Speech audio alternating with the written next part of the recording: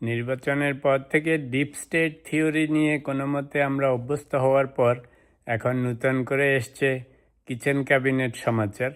তো অন্তর্বর্তীকালীন সরকারের পররাষ্ট্র উপদেষ্টা তৌহিদ হোসেন রিসেন্টলি একটা ইন্টারভিউতে বলেছেন যে ডক্টর ইউনূসের একটা কিচেন ক্যাবিনেট ছিল, যেখানে সবচেয়ে গুরুত্বপূর্ণ সব ডিসিশন নেওয়া হতো এবং বেশিরভাগ উপদেষ্টাদেরকে পরে জানানো হতো। তো কিচেন ক্যাবিনেট নিয়ে টার্মটা নিয়ে যারা বেশি পরিচিত নন, তাদের জন্য এটা হচ্ছে যে এটা আমাদের কিচেনের ক্যাবিনেট না। একসময় আমেরিকাতে প্রেসিডেন্ট অ্যান্ড্রু জ্যাকসনের সময় নাকি উনি ওনার ট্রাস্টেড অ্যাডভাইজারদেরকে নিয়ে সবসময় গোপনে মিটিং টিটিং করতেন, ওখানেই ফর্মাল সব বড় বড় ডিসিশন নেওয়া হতো।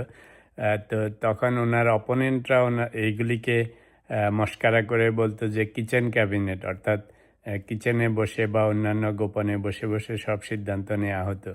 তো সেই থেকে এই কিচেন ক্যাবিনেট টার্মটা খুব পপুলার হয়েছে বিশ্বের বিভিন্ন দেশে।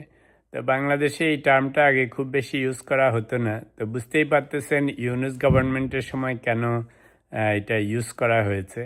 কারণ ওনার উপদেষ্টারা উনি নিজে বেশিরভাগই ওই অঞ্চল থেকে এইসব শিক্ষায় শিক্ষিত হয়ে এসছেন। সেই কিচেন ক্যাবিনেটের যে সমস্ত সদস্য যে ফটোতে দেখতে পাচ্ছেন এখানে, তারা মিলেই নাকি বেশিরভাগ বড় বড় ডিসিশন নিতেন এবং পরবর্তীকালে অন্যান্য উপদেষ্টাদেরকে জানানো হতো বলে তৌহিদ হোসেন জানিয়েছেন।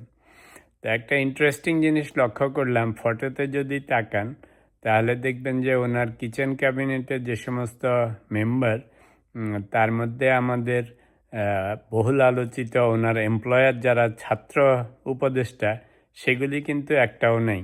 আমাদের সেই বহুল আলোচিত বাংলাদেশ ইউএস বাণিজ্য চুক্তি, যেটা গোলামি চুক্তি বলেন, দেশ বেচা চুক্তি বলেন, সেটাও নাকি প্রসব হয়েছে এই কিচেন ক্যাবিনেটের সদস্যদের দ্বারা।